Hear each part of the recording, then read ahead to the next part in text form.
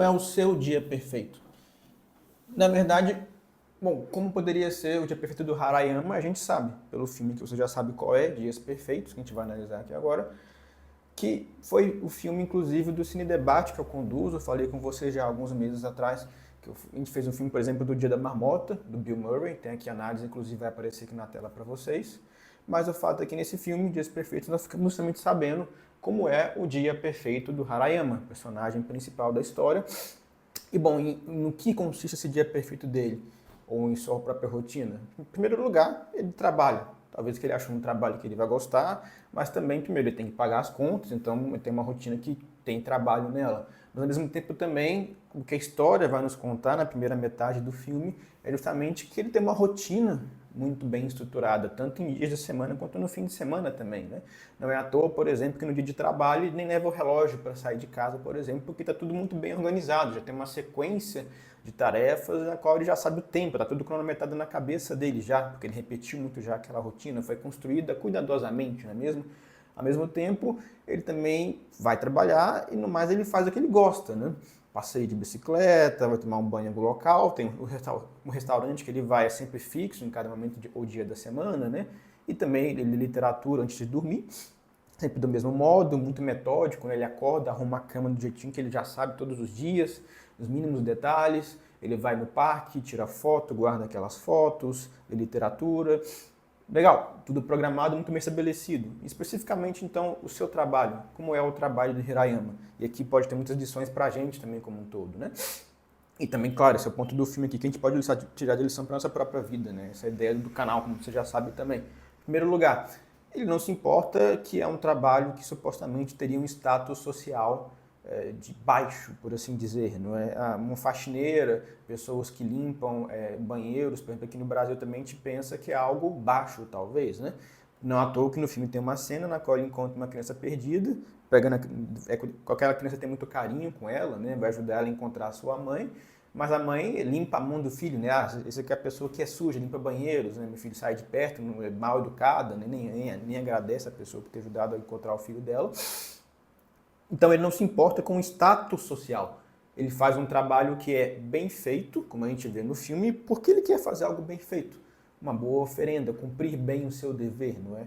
E não importando com o que os outros vão querer falar, e ao mesmo tempo, claro, com uma grande atenção aos detalhes. Ele vai limpando aquele banheiro, mesmo sabendo, como seu colega de trabalho diz, que outras pessoas vão vir, vão sujar, e amanhã vai estar sujo de novo, mas ele não se importa. Ele quer, tem um vidrozinho que ele vai limpar as privadas e fica vendo se está algo sujo por debaixo, né? Que ninguém faria, talvez. Mas a atenção dos detalhes também é algo muito relevante e importante para nós, no nosso trabalho também, por exemplo.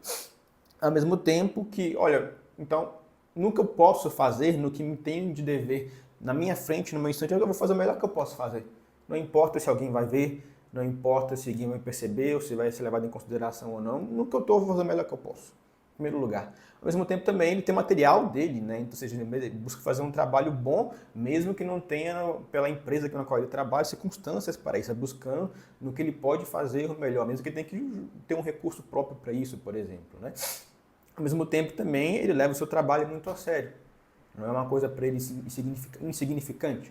Não, ele está presente no que ele está fazendo a cada instante, né? E ao mesmo tempo, esse modo como essa vida que ele escolheu livremente para si mesmo, talvez pode para nós ter, de modo bem interessante ao longo da história, um contraste justamente com a sua família, como nós vamos encontrar depois. Sobretudo a sua irmã, que aparece certamente da história, quando a sua sobrinha visita, fugindo da sua mãe, nós percebemos que a família dele tinha muito dinheiro. Ela aparece num carrão com motorista próprio.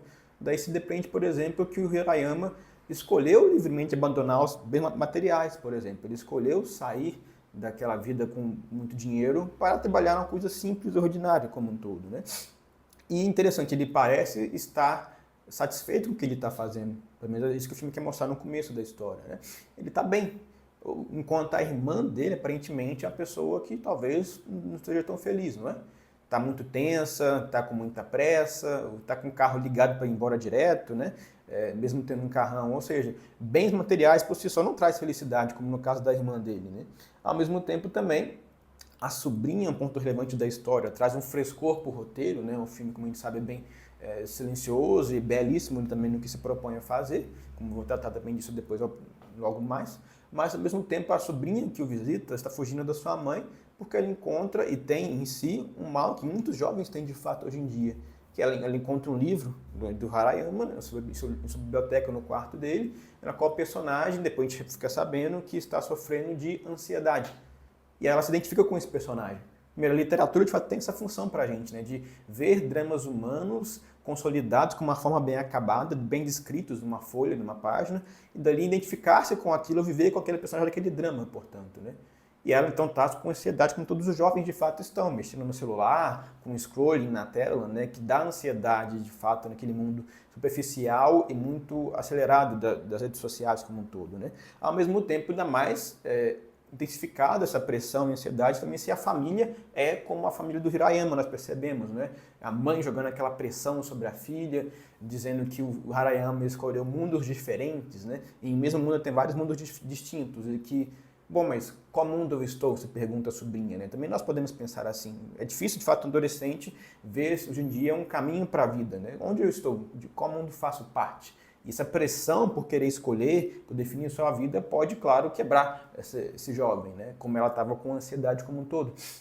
E também ficamos sabendo, claro, que o Hirayama tinha problemas com seu pai, que tinha agora, estava doente já com Alzheimer, não iria reconhecê-lo, mas ainda assim, de fato, parece que houve um trauma muito grande, porque ele não quer que ele visitasse o próprio pai. Daí que se depreende, claro, que ele se quis, portanto, por esse trauma que ele teve com sua família, o Hirayama, se isolar. Viver sozinho, sem bem material, mas também sem pessoas, familiares, com laços de sangue ao seu redor, não é? Ele reconhece, é bonzinho com a sua sobrinha, mas não visita, não encontrava com ela há muitos anos já, por exemplo, né?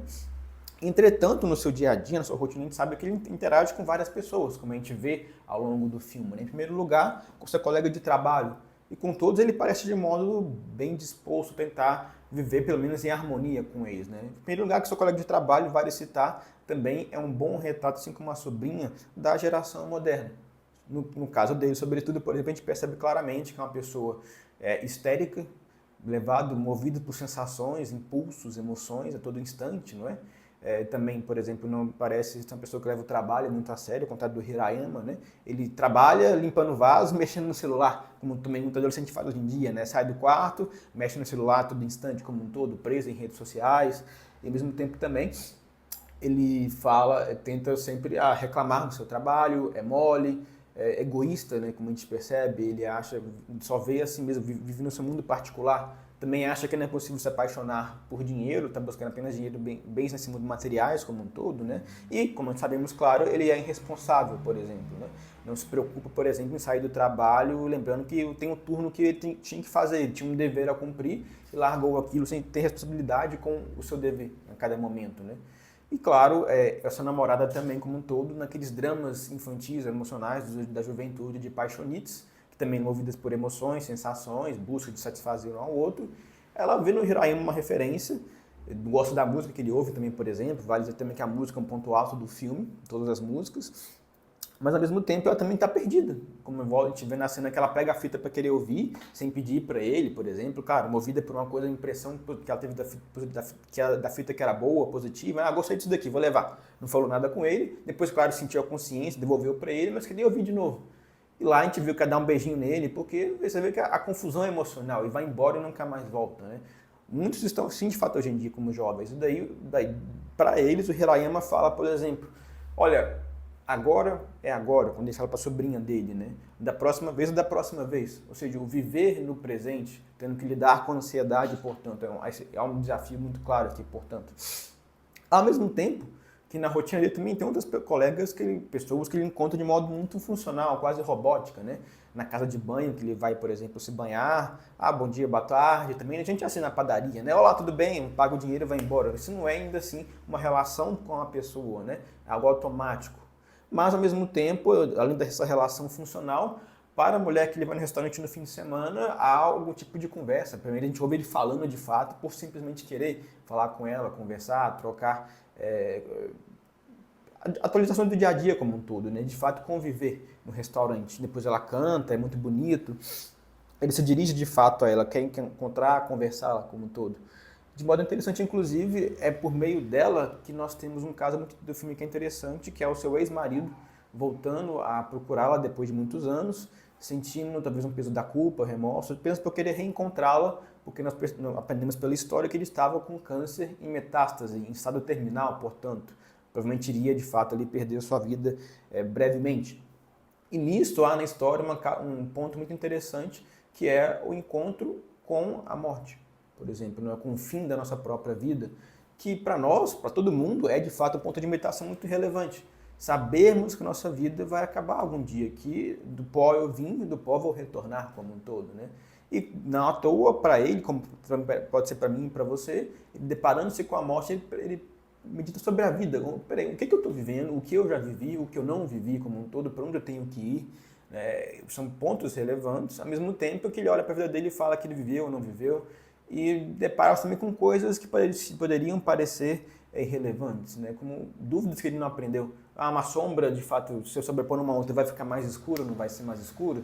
E daí o filme também quer nos mostrar que nessa vida também há coisas que por si só não são para serem como algo utilitários, né? O jogo de sombras, ou o joguinho da velha que o Hirayama vai jogar depois, ao longo da história ele joga no banheiro um joguinho da velha com outra pessoa, sem saber quem é aquela pessoa.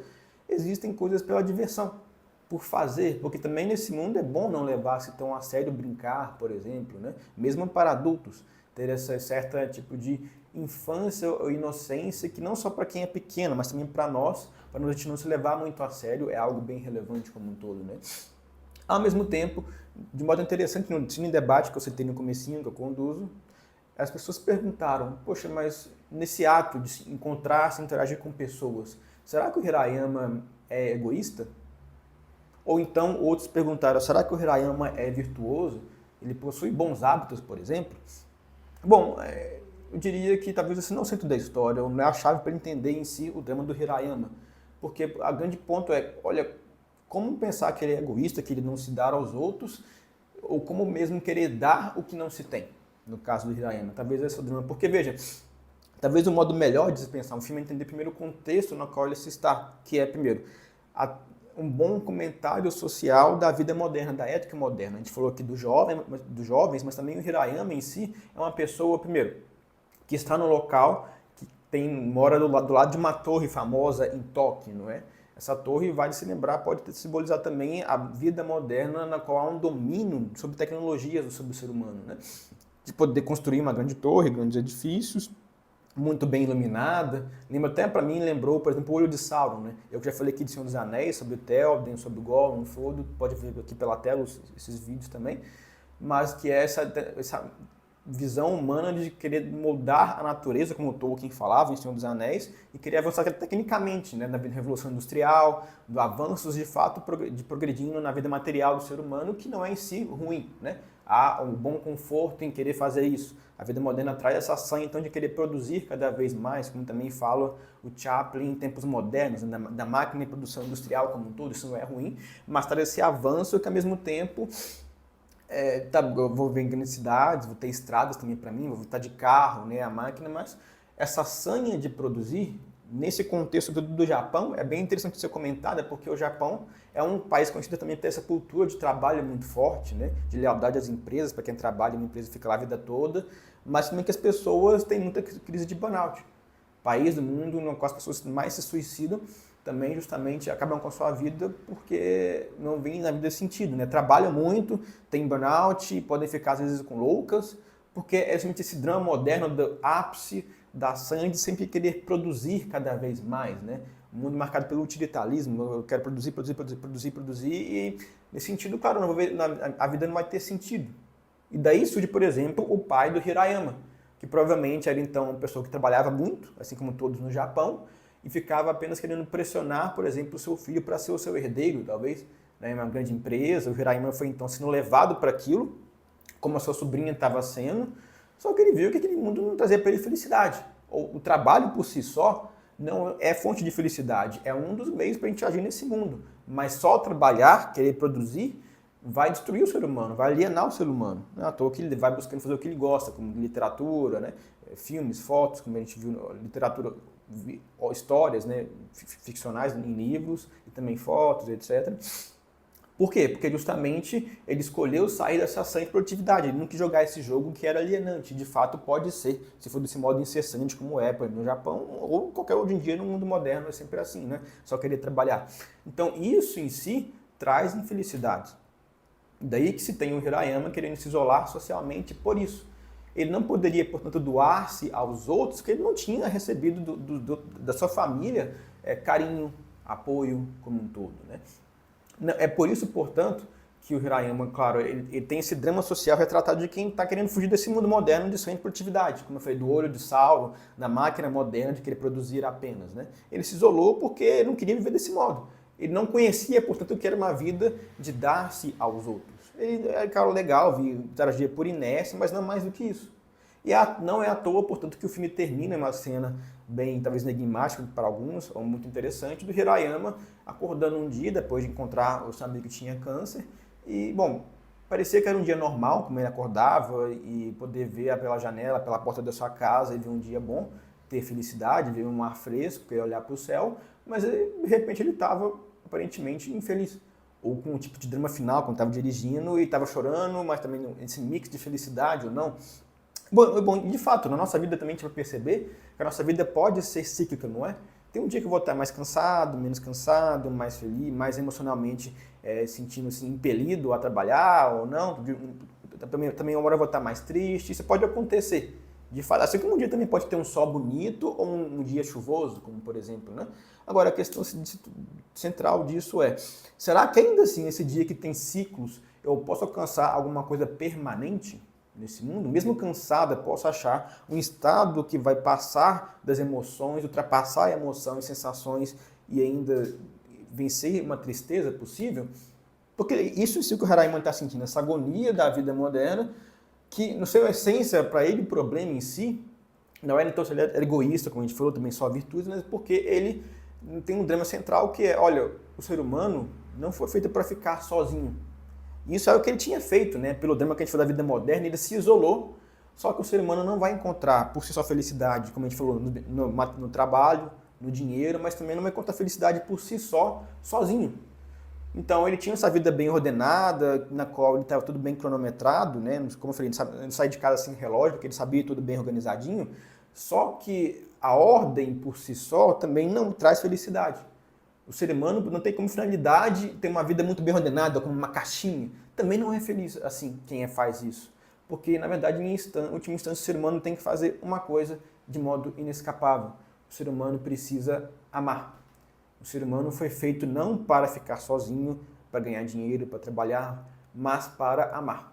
Se a nossa vida... E para amar, eu não posso amar uma plantinha, porque uma plantinha apenas não é tão viva como nós, né? Tá bom, mesmo um animal, por exemplo, pode largar o seu filhote, como a gente já viu no documentário Discovery, por exemplo, né? O animal pode largar o seu filhote, mas o ser humano não. O ser humano livremente pode escolher ter um filho, um mamífero, tá junto com ele, mas acordar de madrugada para limpar a bundinha do filho que fez cocô. Mas olha, ele está sofrendo com isso, porque ele vai deixar de dormir. Mas isso por si só é o amor, sacrificar-se pelos outros. Eu só posso amar outra pessoa, não plantas, portanto, por exemplo, né? Esse é a grande central. Conforto não traz nada. E o Hirayama foi somente essa pessoa na qual, como a gente falou, ele não podia dar o que ele não recebeu. Ele não foi amado na sua família. A sociedade do Japão moderna, que só pensa em trabalho, impressionar os filhos para também trabalhar cada vez mais, ganhar dinheiro, não tem amor. Não tem amor. É tratar-se aos outros como máquinas, ou como falou o Chaplin, como porcos no abatedouro como um todo, né? O ser humano, como falava Aristóteles, é um animal político, ou uma visão mais moderna, um animal social. Nós somos feitos para viver em sociedade, viver com os outros. O ser humano é um ser relacional. O ser humano é justamente o ser pessoa, é encontrar-se com outra pessoa. Isso que o Hirayama de fato não tinha, né? Como a gente falou bem. Então, de modo interessante, por exemplo, quando ele vai se encontrando com as outras pessoas ao longo do filme, a gente vê que ele até gosta. Só que ele não sabe, tinha um trauma no passado que ele não se largou do passado e não queria, por exemplo, quando encontrou com outras pessoas também, ao invés daquela rotina ordenada, estruturada, aconteceu o quê? Um pouco de caos, de bagunça na rotina dele, né? Porque, por exemplo, o seu colega de trabalho queria que ele ajudasse ele, até ajuda a dar dinheiro, por exemplo, mas ao mesmo tempo Quando ele tem que trabalhar turno duplo, por exemplo, ele fica doido, né? Ah, poxa, mas por quê? Porque a rotina sai do controle. Mas, de novo, a minha vida em si não se fecha no meu controle, eu não consigo controlar a minha vida. Então, naturalmente, interagir com pessoas vai trazer o quê? Um pouquinho de caos. Um pouquinho de... Porque nosso dia a dia vai ter um pouquinho de caos. A ordem por si só é boa, é bom ordenar meu dia, mas não é o meu fim como ser humano. Eu posso ter um pouquinho de ordem, mas eu vou ter, na verdade, um jogo para lidar e amar outras pessoas, o jogo entre caos e ordem. E nisso vai existir a minha própria vida como um todo, né? Tá bom, eu tenho que ter um pouquinho de ordem, trabalhar, ter horários, mas também eu poder aqui me arriscar pelos outros, né? Por exemplo, minha sobrinha vir na minha casa, vai trazer talvez um pouquinho de caos, que eu não esperava aquilo, mas isso pode ser bom, porque eu fui feito para amar, sacrificar a mim mesmo e servir a quem está ao meu redor. Daí que eu vou encontrar um pouco mais de felicidade. Ou seja, por exemplo, o Hirayama, ele tirava fotos e revelava no fim de semana na loja que ele ia e depois guardava num guarda-roupa vazio, guardando na sua memória, tentando integrar por si só elementos que ele gostava. Ou também, por exemplo, ele tinha, no filme mostra sonhos todo dia, preto e branco, né, esses flashes, que parecia sempre muito bem ordenado, né? Na hora parece que ele viveu naquele dia, tentando integrar no seu sonho quando ele dorme, alguma coisa. Só que quando ele encontra a sua irmã, por exemplo, depois fica chorando, o sonho fica mais disperso, mais confuso, né? Por quê? Porque, claro, ele fica afetado emocionalmente, mas isso faz parte da vida. Justamente porque o drama dele, como a gente falou, vem disso, da vida moderna, na qual eu não posso fechar em si mesmo, na qual eu estou só chamado a viver bens que passam, né? Com essa vida vazia. Daí que tem então o drama do Hirayama, como eu citei, e de modo interessante, como eu falei, o filme também é para nós um chamado, portanto, a pensar como também nós estamos com esse drama na minha vida, na sua vida como um todo, né? Afinal de contas, por exemplo, a maioria das pessoas hoje em dia, até mesmo ainda quem queira ou não queira, porque pode se escolher hoje em dia ter filhos ou não, mas a maioria das pessoas às vezes vai querer casar, né? Todo mundo um dia quer casar, entregar-se, estar com alguém, ninguém gosta de ficar sozinho, por exemplo, né? Casar também é justamente um modo natural de se viver. O ser humano, desde os milênios, tinha homem e mulher, eles queriam se casar, se juntar, formar uma família, da família vinha uma comunidade, uma tribo, depois veio as cidades, por exemplo, né? Daí você tem a sociedade, né? As pessoas cooperando entre si, e isso em si pode ser bom viver em comunidade. Agora, do mesmo modo, para nós também, vale pensar que a nossa vida ordinária, que é hoje em dia, assim como o Harayama, pode e deve ser primeiro bela, boa, bonita, essa vida simples, ordinária de trabalho, cheia de pequenas coisas. Como também ele no começo do filme, é a pessoa que vai acordar, trabalhar, vai voltar, ter atenção aos detalhes. Essa vida simples pode e deve ser bela se eu vivê-la também com um certo tipo de olhar, não apenas fechado a mim mesmo, mas querendo ver o bem e a beleza das coisas, ser contemplativo no meio do mundo, como o bem é o Harayama, né? Mesmo olhando, vivendo na cidade, no meio de rodovias, ele pode olhar lá para aquele dia e ver uma beleza por si só, né? Ou mesmo também trabalhar, de modo interessante, o filme começa também com uma cena de árvores, né? A árvore no meio da cidade, como a gente falou, a cidade, tempo moderno, cheio de concreto, é um pouco caótico ou não, mas no meio da cidade também existe modo de vida natural, como as árvores que vêm da criação, por exemplo, que sempre existiu no planeta Terra, coexistindo com a vida de concreto que o homem criou. Então, no meio do trabalho, hoje em dia, da vida moderna em cidades, também posso coexistir com algo natural de se ver. Como o Hirayama fala, a árvore é uma amiga dele, né? Ou seja, contemplar também a beleza da criação, do mundo, como foi feito no meio do meu trabalho. Fugir como ele faz, fugir pelo parque e de modo silencioso contemplar a beleza daquilo, né? Sem se importar apenas só com dinheiro. Eu posso, caso ser pai de família, querer dinheiro, mas não é o fim do meu mundo, como a gente falou, nem com status social. Trabalhar porque é bom, porque é com atenção aos detalhes, como o Hirayama trabalha, mas também, de modo interessante, ter essa troca de olhar, na qual mesmo uma vida, por exemplo, com filhos, que vai ser talvez um pouquinho mais caótica, né? O filho, claro, ele vai fazer cocô de madrugada, ele depois vai fazer bagunça, vai sujar a parede da sua casa com caneta, né? Ou não, vai quebrar o dente, vai na escola e vai precisar de mais roupa. Claro, isso traz problemas. Traz o quê? Como no caso do filme, traz um pouquinho mais de caos. Tem aquela rotina estruturada sozinho que traz infelicidade, como a gente falou, por si só.